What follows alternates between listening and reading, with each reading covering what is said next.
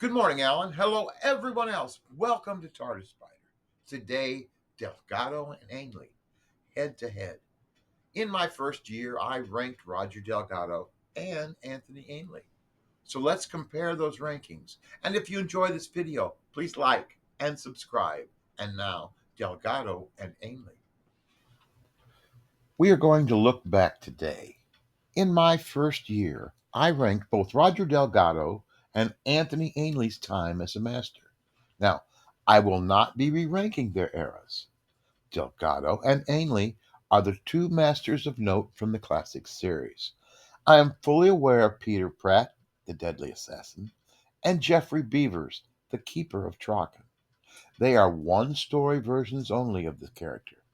No, here I am putting my past rankings head to head. One versus one, two versus two. Roger Delgado has 8 stories, while Anthony Ainley has 9. But to be honest, 2 of Ainley's stories are really not master stories: The Trial of a Time Lord and The Five Doctors. The number 9 story on my list is Ainley's master, is The Trial of a Time Lord, so I will not include it here. And in my original rankings, I ranked them on how much rewatchability they have to me. To put it simply, how much do I like them?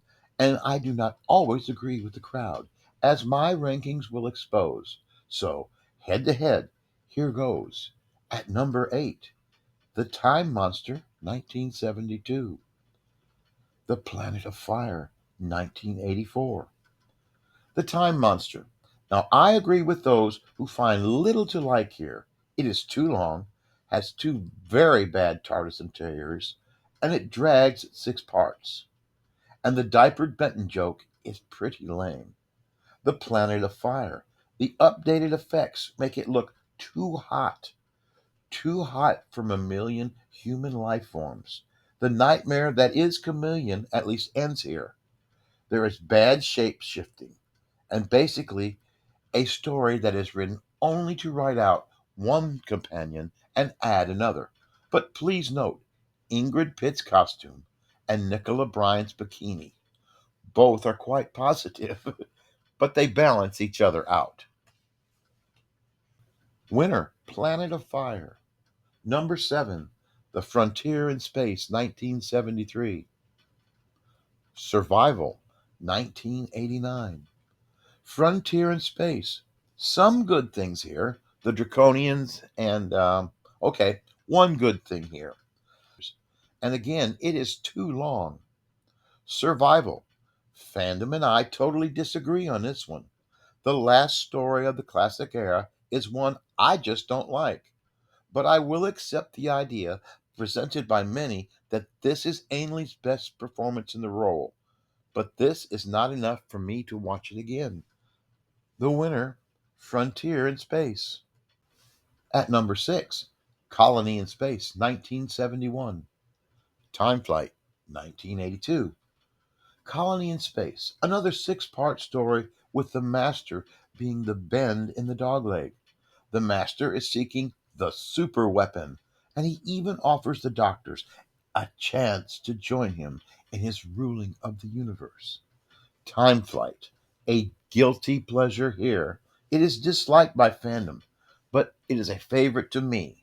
The Master's disguise actually works this time, and the winner is Time Flight. Number 5, The Mind of Evil, 1971. The King's Demons, 1986. The Mind of Evil, a real missile, and an on the Earth master story. We will also see that fear can kill, and we will learn the greatest fear of the Master. The King's Demons. We are introduced to the boldest practical effect ever attempted in Doctor Who, classic or new: Chameleon. Chameleon was to be a partially working robot. A 2 part story with the Master trying to change history. That does sound familiar. The winner, The Mind of Evil. Number 4, The Sea Devils, 1972.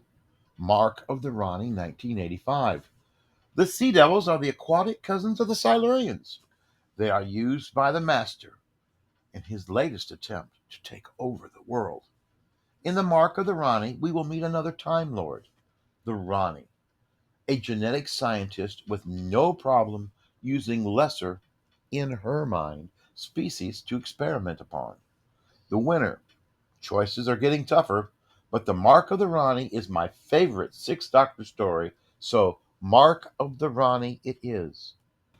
Number three, The Claws of Axos, 1971. The Five Doctors, 1983. The Claws of Axos.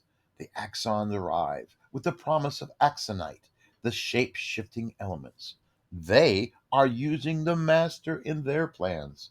Now, there are many troubles in the production of this story, but many of them added to the story itself. The Five Doctors, a magnificent multi doctor story with Ainley meeting Pertwee's doctor and Sarah Jane, but it is not really a master story. The winner? Now, I think we all like the Five Doctors, but it is Master Light. So, Claws of Axos. At number two, Terror of the Autons, 1971. Castrovalva, 1982. Terror of the Autons, the debut story of the Master, the suave, cool, evil Master. The role of a lifetime for Roger Delgado, the best Master, wrapped in a great story. This one is a must see. Castrovalva, the Master has set a trap for a regenerating doctor. The winner? Terror of the Autons. And at head to head, my number one ranked stories from each of the two: The Daemons, 1971, Logopolis, 1981. The Daemons, to many the ultimate unit story. The whole gang is here with classic quotes and a triangle of the devil, the master, and the doctor. It is great fun, and with Halloween around the corner, it's time for a rewatch. Logopolis. Now, this one jumped up, in my opinion, after I saw it in the theater.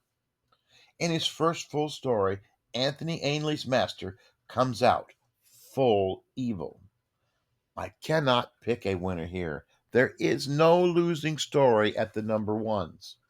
So that gives us four for Roger Delgado, three for Anthony Ainley, and the tie. Both actors give us a fine performance, but to me, Delgado's master is the standard.